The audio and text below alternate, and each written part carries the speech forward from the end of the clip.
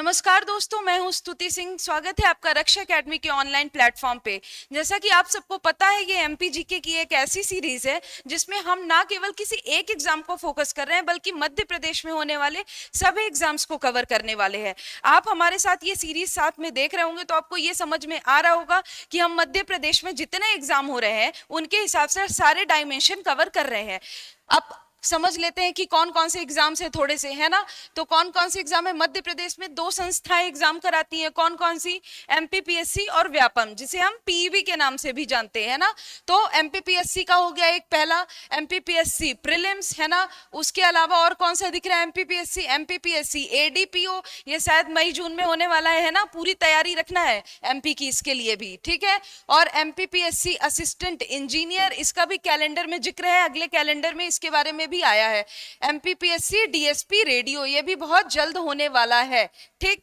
तो इन सब में क्या एमपी का अच्छा वेटेज है। उसके अलावा अगर व्यापम या पीईबी की बात करें तो व्यापम में भी क्या क्या हो गया? कांस्टेबल के एग्जाम बहुत जल्दी शुरू होने वाले हैं। ज्यादातर लोग एमपी हो सकता है पढ़ भी लिए होंगे, लेकिन आप रिवीजन के लिए ये वीडियो प्रेफर कर सकते हैं, है ना। और उसके अलावा एमपी एसआई और व्यापम पटवारी, जो पटवारी एग्जाम होता है, उसके अलावा एक टेक्निकल का और क्या, व्यापम सब इंजीनियर। तो ये सब हम क्या कवर करने वाले हैं? ये सारे एग्जाम्स कवर करने वाले हैं हम इस सीरीज के जरिए, ठीक है। अब आप सीरीज देख रहे होंगे तो आपको पता होगा कि आज का टॉपिक है नदियां पार्ट 3। मतलब हम लोग नदियों को दो पार्ट में पढ़ चुके हैं, यानी आधे से ज्यादा नदियां कवर हो चुकी हैं। ये तीसरा पार्ट है। आज के पार्ट में आप देखोगे तो बहुत ज्यादा बड़ी नदियां नहीं हो बची हैं। मेजर नदियां सारी खत्म हो चुकी हैं। छोटी छोटी नदियां हैं जिसमें ज्यादातर कहाँ से निकल रही है नदी और कहाँ पे खत्म हो रही है, ज्यादातर हमें सिर्फ यही चीज पढ़ना है, ठीक है। उसके अलावा ज्यादा फोकस नहीं करना है। और छोटी छोटी जो नदियां हैं, इसमें लेंथ के लिए तो बिल्कुल ही कंफ्यूज नहीं होना है। क्यों? ऐसी छोटी नदियों के लेंथ मोस्टली नहीं पूछे जाते हैं, कंफ्यूजन रहता है इन सब चीजों में, है ना। चलिए, तो सबसे पहले क्या शुरू करते हैं? सबसे पहले शुरू करते हैं शिप्रा नदी, ठीक। शिप्रा नदी का उद्गम कहाँ से हुआ है? इंदौर जिले स्थित क्या काकरी बरडी पहाड़ी। मुझे क्यों लग रहा है कि मैंने आपको इसके बारे में थोड़ा सा बताया है? कब? जब मालवा का पठार पढ़ा है हम लोगों ने, तो मैंने आपको काकरी बरडी पहाड़ी बोला था। बहुत इंपॉर्टेंट है। क्यों? यहाँ से एक बहुत ही इंपॉर्टेंट नदी निकलती है। कौन सी नदी? शिप्रा नदी। शिप्रा को और क्या बोलते हैं? एक और उपनाम है शिप्रा का। क्या नाम है? मालवा की गंगा। शिप्रा को क्या बोलते हैं? मालवा की गंगा, ठीक। अब देखते हैं मुहाना। ये देवास, उज्जैन, रतलाम, मंदसौर में बहती हुई जाके कहाँ मिलती है? चंबल नदी में। जब हम लोग फर्स्ट क्लास लिए थे नदियों वाली, तो उसमें मैंने बताया था चंबल की सहायक नदी में किसका नाम भी बताया था? शिप्रा नदी का नाम भी बताया था, है ना। चलिए, और इसकी लंबाई कितनी है? 195 किलोमीटर। कितनी है? 195 किलोमीटर। अब इसकी सहायक नदियां कौन कौन सी हैं? तो सबसे पहले खान और गंभीर। अच्छा, ये बताइए कि इंदौर शहर कौन सी नदी के किनारे स्थित है? शिप्रा की सहायक नदी ही है। कौन सी नदी के किनारे स्थित है इंदौर शहर? जल्दी जल्दी बताइए, कौन सी नदी के किनारे स्थित है? खान नदी के किनारे स्थित है ना। खान नदी। ऐसा बोला जाता है, ये कहीं बुक या ऑथेंटिक नहीं लिखा है, कि खान नदी का नाम क्या था? कान्ह नदी था। क्या था? कान्ह नदी था। लेकिन इसको सब लोग बोलते बोलते बोलते नाम बिगाड़ दिया और इसका नाम क्या हो गया? खान नदी हो गया। तो अब हम लोग इसको किस नाम से जानते हैं और पढ़ते हैं? खान नदी के नाम से। अब ये नदी बची नहीं, अब ये नाला हो गया। क्यों? इतना प्रदूषण है इस नदी में। अभी क्या गवर्नमेंट ने ये जिम्मेदारी उठाई है कि इस नदी को अब साफ करना है, तो इसकी सफाई स्टार्ट हो गई है ना, नगर निगम इंदौर द्वारा। तो बहुत जगह अब ये नदी साफ होने लग गई है, लेकिन अब ये नदी बची नहीं है, बहुत थोड़ी बहुत बची होगी, ठीक है। तो याद रखना इंपॉर्टेंट, इंदौर किसके किनारे स्थित है? खान नदी के किनारे स्थित है, ठीक है। उसके अलावा शिप्रा नदी के तट पे क्या स्थित है? उज्जैन स्थित है। कौन सा शहर? मैं बोली थी ना कि जो इंपॉर्टेंट शहर होंगे वो हम लोग को पढ़ना होगा किसी नदी के किनारे अगर स्थित है तो। कौन सा? उज्जैन। और उज्जैन में क्या लगता है? सिंहस्थ। सिंहस्थ क्या? महाकुंभ। महाकुंभ, तो उसका क्या नाम रखा है यहाँ पे? सिंहस्थ नाम रखा है। प्रत्येक 12 वर्ष में इसका आयोजन होता है। कहाँ पे? शिप्रा नदी के तट पे स्थित उज्जैन में, ठीक है। अब ये बहुत इंपॉर्टेंट है, इससे क्वेश्चन आ भी चुका है, शायद 2017 के पटवारी में क्वेश्चन आया था, है ना। शिप्रा नदी के तट पर कौन सा घाट स्थित है? रामघाट स्थित है ना। कौन सा घाट? रामघाट। तो ये क्वेश्चन आ सकता है कि रामघाट किस नदी के तट पे स्थित है। ऑप्शन दे देगा A B C D, आपको बताना होगा किस नदी के तट पे स्थित है। ठीक है, तो अब इसके बारे में इतना ही, आगे चलते हैं। अब कौन सी नदी आ रही है? पार्वती नदी। ये भी किसकी सहायक नदी है? पार्वती नदी। मैंने बताया था कल, है ना, जब पढ़े हैं अपन, क्या पढ़ रहे थे अपन? जब अपन चंबल पढ़ रहे थे तो मैंने शिप्रा भी बताया था और फिर उसके बाद पार्वती नदी भी बताई थी। दोनों किसकी सहायक नदियां हैं? चंबल की सहायक नदियां। मतलब कि दोनों का मुहाना कहाँ होगा, या फिर ये दोनों नदियां खत्म कहाँ होती होंगी? चंबल नदी में मिलके, है ना। तो निकली कहाँ से ये नदी? उद्गम स्थल क्या है? सीहोर का आष्टा तहसील। ठीक है, सीहोर की आष्टा से क्या निकली है? पार्वती नदी। तो ये याद रखना, सीहोर की आष्टा से कौन सी नदी निकली है? पार्वती नदी। ठीक है, और इसका मुहाना कहाँ पे है? तो ये गुना होते हुए जाके कहाँ मिल जाती है? चंबल नदी में मिल जाती है। मतलब कि ये क्या हुई? चंबल की सहायक नदी हुई। ठीक है, तो कितने हो गए? 2 हो गया। अब ये हम लोग छोटी नदियों के तौर पे सहायक नदी देखे थे, उसमें से भी जो इंपॉर्टेंट है वही देखने वाले हम लोग। तो क्या क्या देख लिया? शिप्रा देख लिया और पार्वती देख ली। उसके अलावा अब चलते हैं काली सिंध नदी। अब काली सिंध भी किसी के सहायक में पड़े हैं। कहाँ पड़े हैं? कल बताया था मैंने, परसों बताया था, है ना। उसी की सहायक, किसकी? चंबल की सहायक नदी क्या है? ये भी काली सिंध। तो 3 सहायक नदियां कौन कौन सी हो गई? शिप्रा, पार्वती और काली सिंध। तीनों जाके कहाँ पे मिलती है? चंबल नदी में मिलती है। ठीक है, अब ये निकली कहाँ है? निकली कहाँ से है? देवास जिले के बागली तहसील से। कहाँ से? देवास जिले के बागली तहसील से। याद रखना है ना, बहुत इंपॉर्टेंट है। यहाँ पे क्या होगा? ऑब्वियसली पर्वतमाला 2 ही है, सतपुड़ा या बिंद। अगर कहीं मान लीजिए यहाँ ना लिखा हो, मैंने ना लिखवाया हो, तब भी आपको ये खुद से समझ में आ जाना चाहिए। क्यों? जिले का नाम देख के पता चल जाना चाहिए कि कहाँ पे होगा ये। विंध्य पर्वतमाला का क्षेत्र होगा या फिर सतपुड़ा पर्वतमाला का क्षेत्र होगा। ठीक है, बहुत बार क्वेश्चन सिर्फ यही पूछ लेता है कि यह नदी कौन सी पर्वतमाला से निकली है। तो ये आपको अगर जिला पता है तो आपको ये समझ में आ जाना चाहिए। आप लोग को पूरा मैप भर भर के याद करना है ना। कैसे? पूरा पॉलिटिकल मैप खरीदोगे मार्केट से, उसमें सारे जिले फिल करोगे तो आप लोग को अपने आप समझ में आ जाएगा, है ना। और मेरे साथ आपने लेक्चर देखा होगा, तो जहां जैसे जैसे मैंने स्थितियां बताई हैं वो भी आप लोगों ने बनाई होगी, तो उससे क्या बहुत आराम से क्लियर हो जाएगा। ठीक, अब इसका मुहाना कहाँ है? मुहाना राजस्थान से बहते हुए कहाँ पे आके मिल जाती है? चंबल नदी में आके बह जाती है। किसकी बात हो रही है? काली सिंध नदी की बात हो रही है ना। चलिए आगे चलते हैं।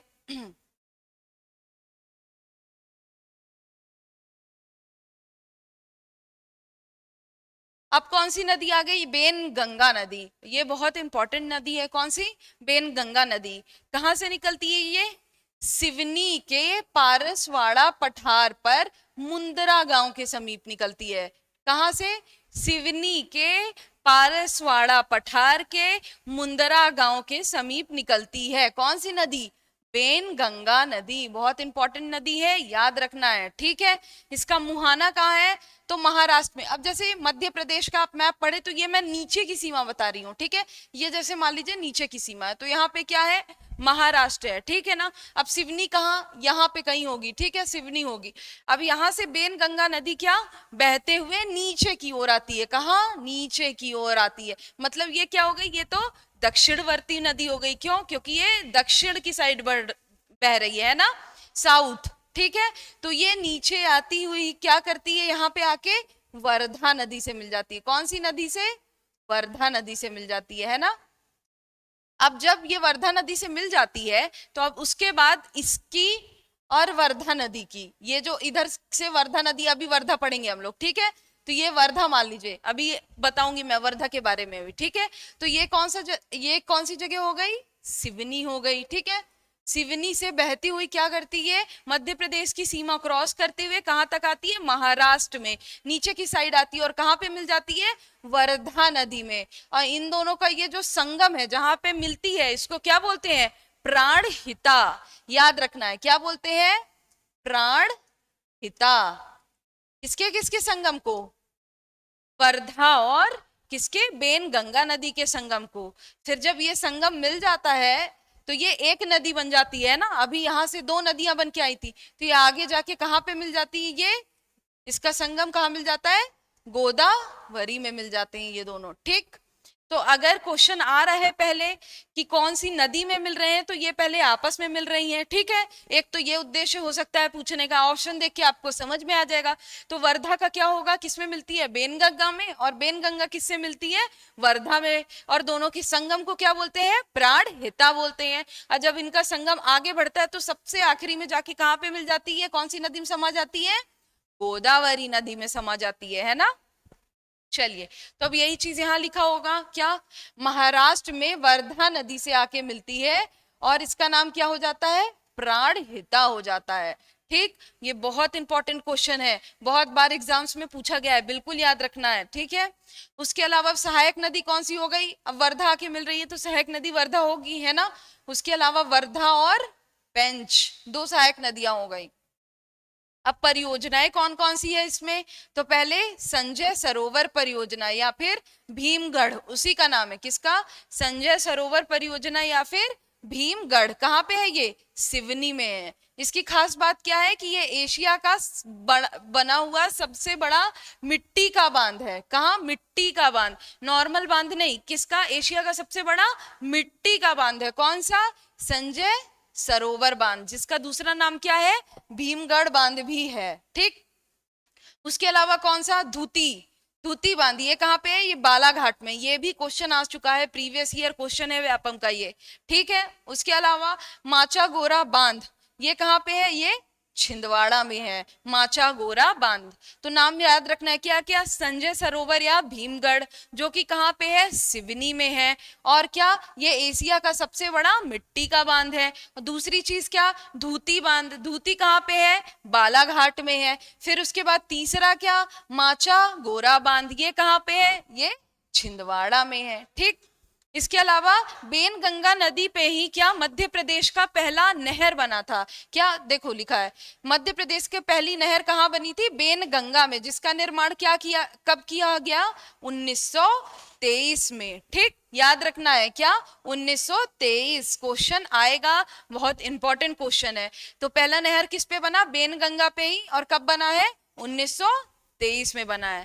ठीक, तो ये किसकी बात हो गई? ये बेनगंगा नदी की बात हो गई। अब आगे चलते हैं।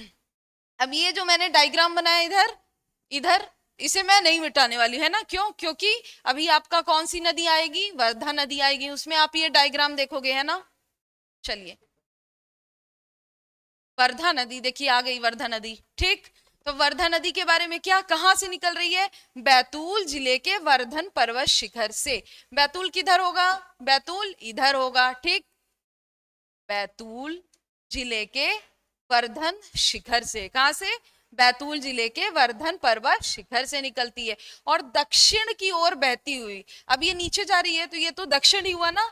और फिर कहां पे मिल जा रही है? बेनगंगा नदी पे मिल जा रही है। ये मैंने बताया आपको किसमें, जब बेनगंगा पढ़ा रही थी, है ना।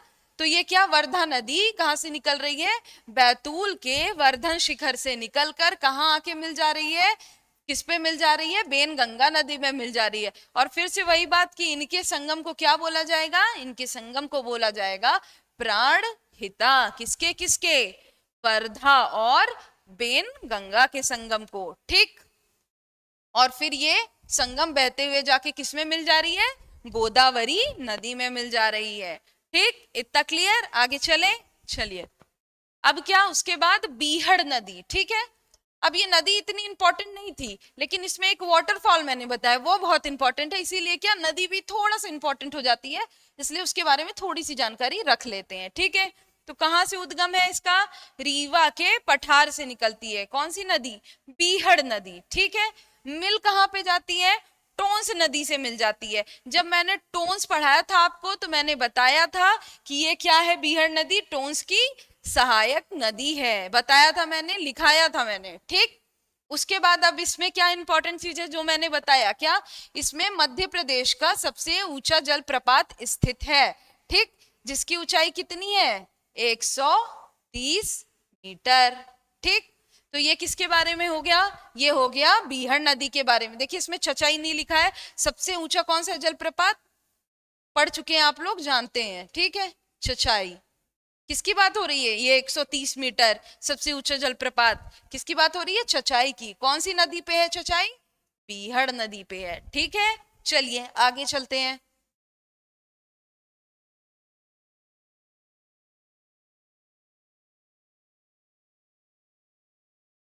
अब कहाँ आ रहे हैं? जोहिला नदी। अब तीन तीन नदियां हैं जो कि अमरकंटक से निकलती हैं। कौन कौन सी? बताइए कौन कौन सी। एक पहली क्लास में पढ़े हो आप, और दूसरी दूसरी भी आप पहली क्लास में ही पढ़े हो, और ये फिर आज तीसरी क्लास में पढ़ने वाले हो, ठीक है ना। दो नदियां जो अमरकंटक से निकलती है, एक किधर जाती है? पश्चिमवर्ती नदी, और एक उत्तर पूर्व की ओर जाती है, ठीक है। कौन सी दो नदियां? जल्दी बताइए।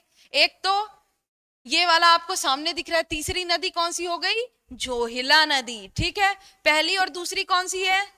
पहली कौन सी है? नर्मदा नदी, और दूसरी सोन नदी। ये तीनों कहां से निकलती हैं? ये तीनों ही अमरकंटक की पहाड़ी से निकलती है। कौन कौन सी? नर्मदा नदी, सोन नदी और जोहिला नदी, ठीक। ये सर्प लिखा है, ठीक है, सर्प। सर्प आकार में बहते हुए उमरिया में जाकर कौन सी नदी मिल जाती है? सोन नदी में मिल जाती है। मतलब कि जोहिला नदी किसकी सहायक नदी हुई? सोन नदी की सहायक नदी हुई, है ना। जब मैंने सोन पढ़ाया है और सोन लिखाया है तो मैंने बताया है क्या कि जोहिला किसकी सहायक नदी है? सोन नदी की सहायक नदी है, ठीक।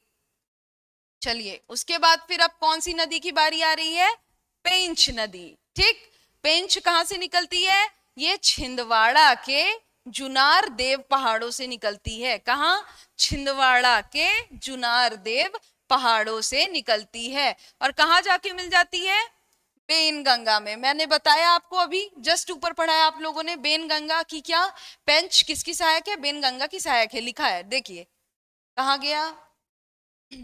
ये रहा, देखिए वर्धा और पेंच दो सहायक नदियां। किसको बताया मैंने? बेनगंगा की, है ना। तो वो वही पेंच है, ठीक है, जो किसकी सहायक है? बेनगंगा की सहायक नदी है, ठीक। आगे चलते हैं अब।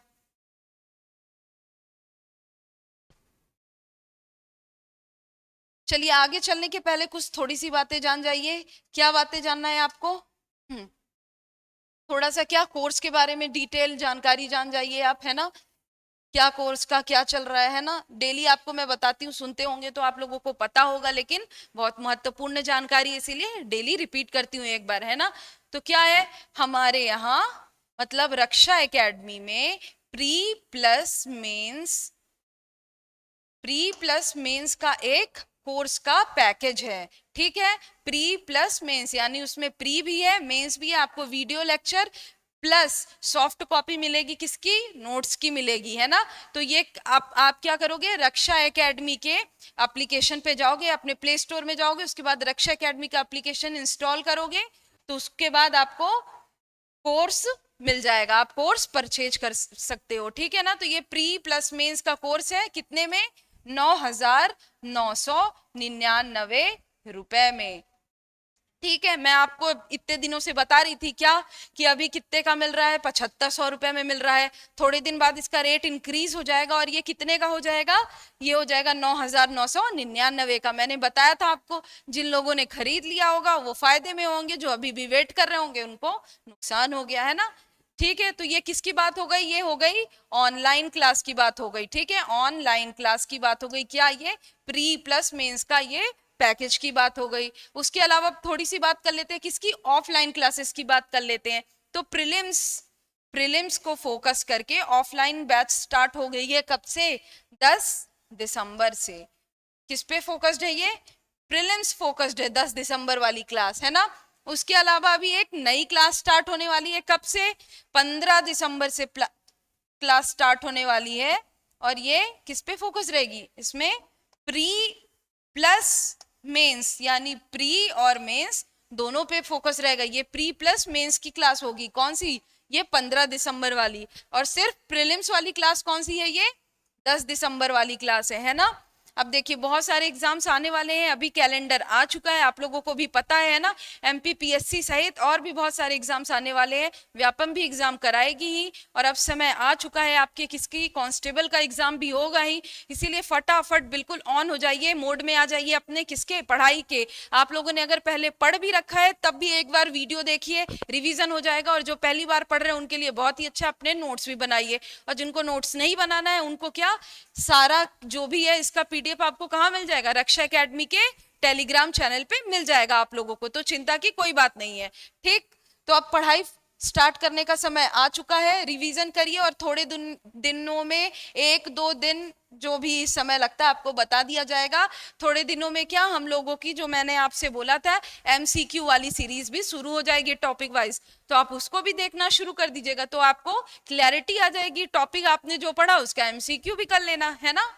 ठीक, तो अभी ये क्या, उर्मिल नदी पढ़ा क्या, उर्मिल नदी देख लेते हैं, अभी उर्मिल बची है शायद, है ना। हाँ, उर्मिल नदी बची है ना, तो उर्मिल नदी में भी ज्यादा कुछ नहीं पढ़ना है, कहाँ से निकलती है ये, छतरपुर से निकलती है उर्मिल नदी, और कहाँ पे जाके मिलती है, केन नदी में मिलती है। जब मैंने आप लोगों को केन पढ़ाया था कल, तो मैंने आप लोगों को बताया था कि केन की सहायक नदी कौन सी है, उर्मिल नदी है। लेकिन कभी कभी क्या, उद्गम स्थल वगैरह क्वेश्चन बन जाते हैं एग्जाम में, इसीलिए छोटी छोटी नदियों को भी एटलीस्ट उद्गम स्थल और कहाँ पे मिलती है ये चीजें बता दी गई हैं। लेंथ वगैरह की कोई कोई ऑथेंटिक जानकारी नहीं होती है, हर जगह कहीं ऊपर नीचे मिलेगा, इससे क्या होगा, कंफ्यूजन क्रिएट होगा, इसलिए ज्यादा लेंथ वगैरह के चक्कर में नहीं भागना है छोटी छोटी नदियों में, है ना। क्या क्या जान लेना, उद्गम कहाँ है और मुहाना कहाँ पे है, ठीक है। चलिए आगे चलते हैं। अब आगे मैंने आप लोगों को क्या बताया था कि जब हम लोग सारी नदियां कवर कर लेंगे उसके बाद हम लोग क्या देखेंगे, जो प्रमुख नदियां हैं तो उनके किनारे बसे हुए प्रमुख शहरों के नाम, कि इस नदी के किनारे कौन से शहर है। अब आपकी नदियां सारी कंप्लीट हो चुकी हैं, कितने पार्ट में थी, 3 पार्ट में थी, तो आपका सबसे आखिरी अब क्या बचा है कि नदियों के किनारे बसे प्रमुख शहर। ठीक, चलिए तो इसको देख लेते हैं। सबसे पहले क्या, तवा से स्टार्ट करते हैं। अब मैंने इसमें नर्मदा मेंशन नहीं किया है, क्यों, क्योंकि आप सबको पता है नर्मदा कहाँ कहाँ आएगा, अनूपपुर से निकलती है तो अनूपपुर तो रहेगा ही, जबलपुर एक बड़ा शहर है वो रहेगा, उसके बाद खंडवा, महेश्वर, हर तरफ से नर्मदा नदी होते हुए जाती है, तो ये सारे क्या हो गए, नर्मदा के किनारे स्थित प्रमुख शहर हो गए। ये आपको आइडिया है, लग जाएगा, है ना। क्यों, क्योंकि पूरी पूर्व से लेकर पूरा पश्चिम तक नर्मदा पूरा एमपी कवर करती है, जहां से आप देख रहे हो जा रही है ना, ऑलमोस्ट पूरा पूर्व से लेकर पूरा पश्चिम जाती हुई कहाँ गिरती है, खंभात की खाड़ी में गिरती है। ठीक है, चलिए तो बाकी उसके अलावा नदियों को देख लेते हैं, कौन सी, सबसे पहले तवा नदी। तवा नदी के किनारे कौन सा बड़ा शहर स्थित है, पचमढ़ी, है ना। पचमढ़ी सुना होगा आप लोगों ने नाम, है ना, मध्य प्रदेश का एकमात्र हिल स्टेशन, मध्य प्रदेश का जम्मू कश्मीर, सतपुड़ा की रानी, ये सब किसका नाम है, ये सब पचमढ़ी का उपनाम है। ठीक है, इसके अलावा और क्या, नेक्स्ट चंबल। अब चंबल कहाँ, महू से निकलती है तो महू तो होगा ही। उसके अलावा आपको पता है कि चंबल क्या है, मध्य भारत पठार की जीवन रेखा, पूरा ऐसे मध्य प्रदेश को ऐसे कवर करते हुए निकलती है। तो अब कौन कौन से जिले आ जाएंगे इसमें, श्योपुर, मुरैना, ठीक है, और इधर राजस्थान का कोटा भी। क्यों, क्योंकि आप लोगों को जब मैंने पढ़ाया है तो आप लोगों को दिखाया नदी कैसे निकलते हुए जा रही है, तो राजस्थान होते हुए भी जाती है। ठीक, ये 2 बार आ गया है चंबल। उसके अलावा फिर अब बेतवा, ठीक है, बेतवा कहाँ से, विदिशा, सांची और ओरछा, बहुत इंपॉर्टेंट है ओरछा, है ना, पर्यटन स्थल है, दार्शनिक स्थल है, जब हम लोग पढ़ेंगे तो बताऊंगी मैं इसके बारे में, तो बिल्कुल याद रखना। ओरछा किसके, कौन सी नदी के किनारे स्थित है, बेतवा नदी के। अब ये क्या है, ये बुंदेलखंड का है क्या, ओरछा वगैरह, है ना, तो बुंदेलखंड की जीवन रेखा भी बोलते हैं बेतवा को, आप लोग पढ़े हो तो। क्या क्या हो गया, विदिशा, सांची और ओरछा किसके किनारे स्थित है, बेतवा के किनारे।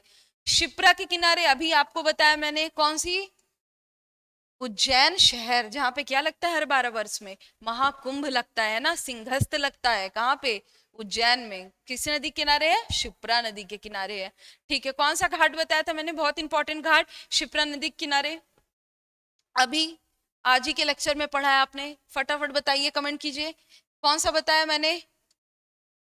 क्षिप्रा नदी के किनारे कौन सा घाट बताया मैंने? राम घाट, है ना? ठीक है, चलिए आगे चलते हैं। काली सिंध, काली सिंध नदी पे ये कहाँ कहाँ से, कौन कौन सी प्रमुख शहर इसके किनारे स्थित है? पहले तो एक देवास, ठीक है, उसके अलावा सारंगपुर और फिर सोनकक्ष। तो काली सिंध के किनारे देवास, सारंगपुर और सोनकक्ष। उसके अलावा ये भी 2 बार हो गया काली सिंध। पार्वती नदी पे आते हैं। पार्वती नदी में क्या क्या है के किनारे? राजगढ़। कौन कौन सा? आष्टा तो होगी, क्यों? आष्टा से तो निकलती ही है, उद्गम स्थल ही है आष्टा, है ना? तो आष्टा, राजगढ़ और शाजापुर किसके किनारे? ये तीनों पार्वती नदी के किनारे है। उसके अलावा ताप्ती, ताप्ती कहाँ? बैतूल, बैतूल तो होगी। कहाँ से निकलती है ताप्ती? फटाफट बताइए कहाँ से निकलती है ताप्ती? कल के लेक्चर में पढ़ा आप लोगों ने, कहाँ से निकलती है? तो इसके किनारे क्या क्या हो गया? बैतूल और बुरहानपुर। कहाँ से निकलती है ताप्ती? बैतूल के मुल्ताई तहसील से निकलती है ना? तो ताप्ती किनारे बैतूल और बुरहानपुर हो गया। उसके बाद माही नदी, माही किसके किनारे है? धार और कुछी। माही नगर नदी के किनारे कौन कौन से प्रमुख शहर हैं? धार और कुछी, ठीक। अब आते हैं कहाँ? बेन गंगा में आते हैं। तो बेन गंगा मतलब बालाघाट, एकदम याद रखना है, ठीक है, बहुत इंपॉर्टेंट है। देखिए ये भी बा से है और ये भी बा से है, तो याद रहेगा ना, बेन गंगा बालाघाट, ठीक, ऐसा कुछ कंफ्यूजिंग नहीं है, बा, ठीक। उसके बाद अब शिवना, शिवना नदी किनारे कौन सा स्थल है? मंदसौर। कौन सा स्थल है शिवना नदी के किनारे? मंदसौर, ठीक।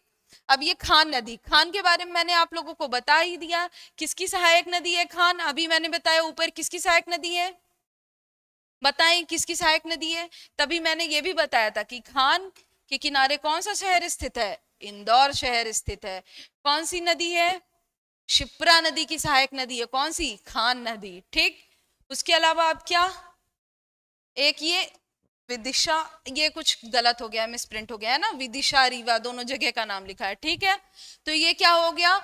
प्रमुख नदियां जिनके किनारे प्रमुख शहर बसे हैं। तो आज के साथ आपका नदियां वाला चैप्टर खत्म होता है। सारी नदियां कवर कर ली गई हैं, है ना? आप किसी भी बुक से पढ़ रहे हो, कहीं से भी पढ़ रहे हो, ठीक है, मैच कर लेना है ना, कि कुछ भी स्किप नहीं हो रहा है, कुछ भी छूट नहीं रहा है। अगर आप कहीं और से नहीं भी पढ़ रहे हो, यहाँ से पढ़ के अपने नोट्स बना रहे हो, तो आपको कहीं इधर उधर भागने की जरूरत नहीं पड़ने वाली है। क्यों? क्योंकि सब कुछ कवर कर रहे हैं हम लोग। जो लगातार जुड़े हुए हैं उनको ये बात बहुत अच्छे से समझ में आ रही है, क्या कि हम लोग सब कुछ कवर कर रहे हैं। अब होता क्या है, लोग सुन लेते हैं कि अरे फ्री की क्लास है, तो पहले ही डाउट आ जाता है मन में कि फ्री की क्लास, हाँ बड़ी बात है आज के समय में फ्री की क्लास देना, लेकिन हम दे रहे हैं आपको फ्री की क्लास और कुछ भी छूटने वाला नहीं है इसमें। चलिए, तो आज इतना ही, नदी कंप्लीट हो गई है। कल से हम लोग पढ़ने वाले हैं मध्य प्रदेश की जलवायु। एक ही लेक्चर रहेगा जलवायु का, उसमें सब कुछ कवर होने वाला है आपका जलवायु का, ठीक है। तो अगर आपको वीडियो लेक्चर पसंद आ रहा है, हमारी ये सीरीज पसंद आ रही है, तो इसको शेयर करें अपने दोस्तों के साथ जिन्हें इसकी जरूरत है, जो तैयारी कर रहे हैं ना। और वीडियो लगातार देखते रहने के लिए क्या करना होगा? चैनल को सब्सक्राइब करना होगा, वीडियो को लाइक करना होगा, है ना? ठीक है, थैंक यू, धन्यवाद।